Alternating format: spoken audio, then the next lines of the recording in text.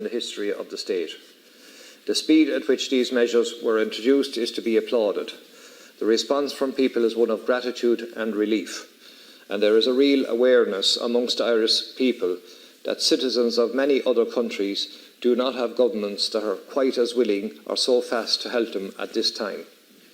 However, as is always the case when new measures are introduced, there can never be a one-size-fits-all package. Anomalies are to be expected. There will always be those who, due to their own unique circumstances, initially may not appear to meet the specific criteria. There are borderline cases. My office has received numerous queries on cases where the applicants have been refused assistance. The people involved are genuinely in need of financial support and desperately need to have their specific cases examined. I am aware of the huge volume of work taking place at the department offices at this time, and that staff are snowed under with workload.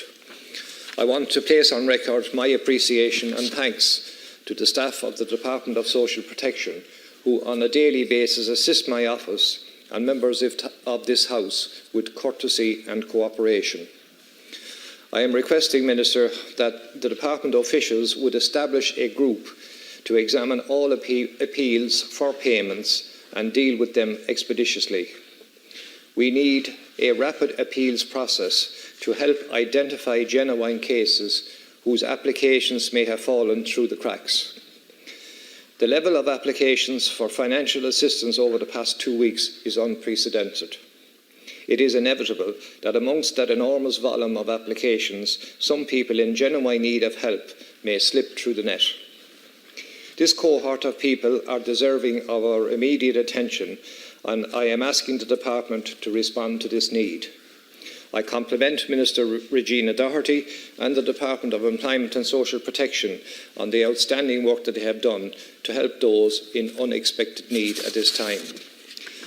As health is also on today's agenda, I wish to raise my serious concern in respect of the delayed support by HIQA and HSE towards private nursing homes across Tipperary. One of the chinks in our response to COVID is the delay in intervention to assist nursing homes. Nursing homes have now the explosive potential to spread the virus. In other countries, nursing homes and similar residential settings have become the weakest link in the chain in efforts to stop the spread of the COVID-19. We cannot allow that to become the case in Ireland. I have been contacted by the management of nursing homes in Tipperary who are extremely worried about their ability to contain and cope with this virus. Some nursing homes across the country have been badly hit by the virus. I am aware of the very serious threat that already exists within a certain number of nursing homes.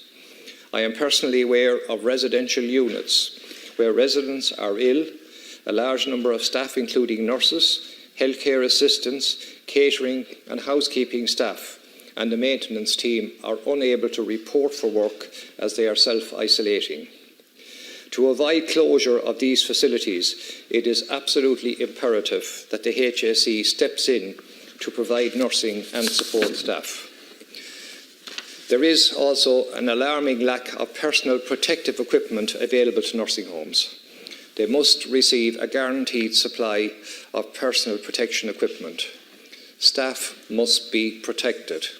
This needs to be addressed urgently. Nursing homes are the places where many of the most vulnerable people in our communities call home. They cannot be allowed to become dangerous places to live or work. Every possible effort must be made to source additional staff for nursing homes to cover for those lost through illness. If this does not happen, staff will refuse to go to work. They will refuse to risk their health or the health of their family. If this were to happen, nursing homes would have no alternative but to close, and the consequences of this for our elderly and vulnerable people is unimaginable. Thank you.